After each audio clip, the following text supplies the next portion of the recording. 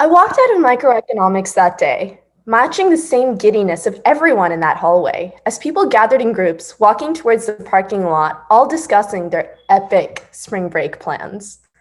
With my class graduating in a month and GPA being frozen the week before, the world couldn't have been wider for us teenagers who were packing our bags and getting ready to experience the rosy American teen honeymoon period between high school and college, which had been promised to us by dozens of teen films to be one of the most transformative and thrilling periods of our lives.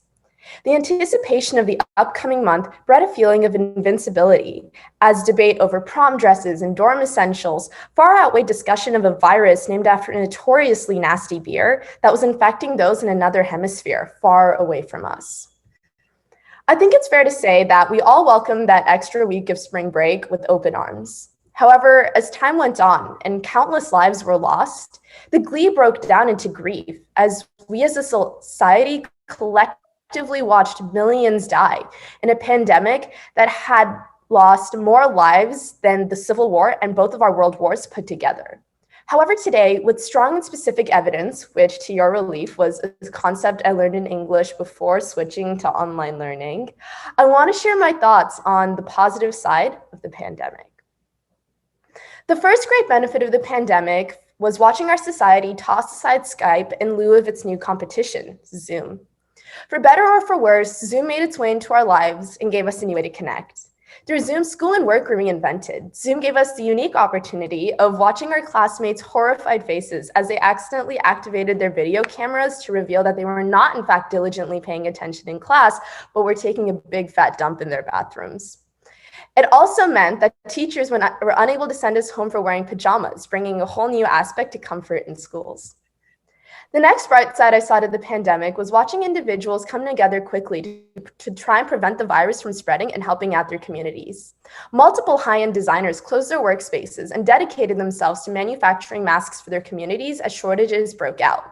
For the first time, the common people had the opportunity for Louis Vuitton merchandise that didn't cost about as much as their right kidney. Moreover, hotels in inner cities offer their rooms for frontline workers, and Uber still offers free rides to anyone seeking out that magical mRNA serum that has promised to put the pandemic to bed.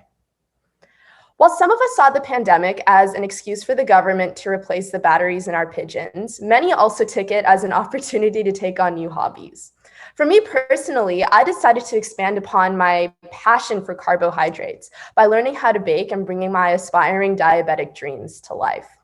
More productive individuals prioritized the US election and getting the vote out, despite our population's collective exhaustion at being treated like a child in the middle of a custody settlement between divorced parents, leading to some of the highest political participation rates in recent times, meaning that more people's voices were heard than ever before. Moreover, pet adoption rates saw an all-time high as many people sought out to find quarantine buddies during lockdown. Many of us lost things during this pandemic. I personally lost my high school graduation, my first year of college, and the last chance to hold my grandfather's hand as he passed away to a higher place after contracting COVID in India. However, I hope that we all walk away from this experience with the understanding that no matter what the universe tries to do to hit pause on our lives, life goes on. And no matter what bat tries to give you lemon, just make lemonade and call it a day. Thank you.